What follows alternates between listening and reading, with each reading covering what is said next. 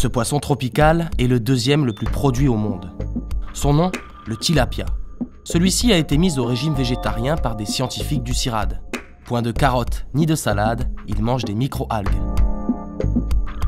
Les micro-algues sont des sources de protéines assez intéressantes et pour certaines souches, on peut aussi produire des lipides, notamment des acides gras essentiels qui sont indispensables à la nourriture des poissons, notamment les acides gras en oméga 3. Cultivées dans ces photobioréacteurs, des algues comme la chlorelle ou la spiruline pourraient remplacer les farines et huiles animales qui sont aujourd'hui la base de l'alimentation des poissons d'élevage. 2010 a été une année record pour la consommation mondiale de poissons. Dans notre alimentation, cette source de protéines vient pour moitié de l'aquaculture et pour l'autre de la pêche. Mais aujourd'hui, les stocks sont surexploités.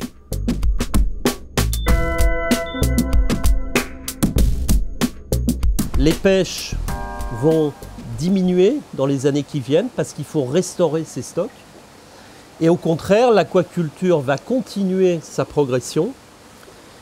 Et le problème, c'est que la plupart des espèces d'aquaculture, des espèces de poissons en particulier, sont nourries avec des quantités différentes selon les espèces de farine et d'huile de poisson qui sont pêchées dans les océans.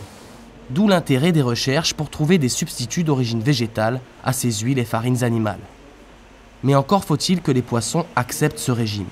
Un travail novateur de domestication des espèces d'élevage permettra de sélectionner les familles d'individus les plus adaptées à cette nouvelle alimentation. C'est l'objet des travaux de Béatrice Chatin sur des bars à la station Ifremer de Palavas-les-Flots dans le sud de la France.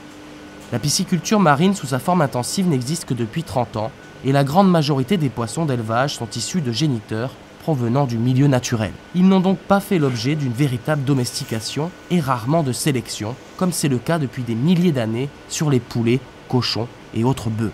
Domestiquer les poissons aujourd'hui, ça va permettre de produire davantage de poissons, mieux adaptés aux conditions d'élevage, et donc de répondre à une demande qui aujourd'hui est croissante. Le processus de domestication permet aussi de préserver la biodiversité en milieu naturel.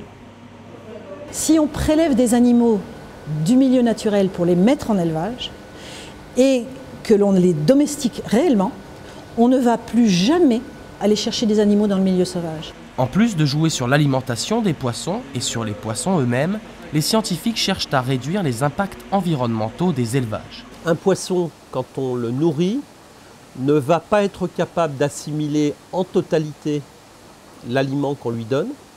Donc une partie de cet aliment est en quelque sorte gâchée. Pour éviter ce gaspillage, Philippe Cacot travaille sur les systèmes intégrés. L'objectif est d'associer plusieurs espèces pour mieux valoriser les apports alimentaires tout en réduisant les déchets. Se trouve derrière moi un bac qui sert à la culture d'ulves, donc qui sont ces algues que l'on trouve dans les étangs du littoral et qui sont cultivées ici spécifiquement pour épurer l'eau des bassins de poissons. Vous voyez donc ces algues.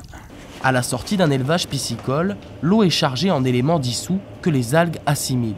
Et à leur tour, ces algues pourraient nourrir des poissons herbivores et omnivores.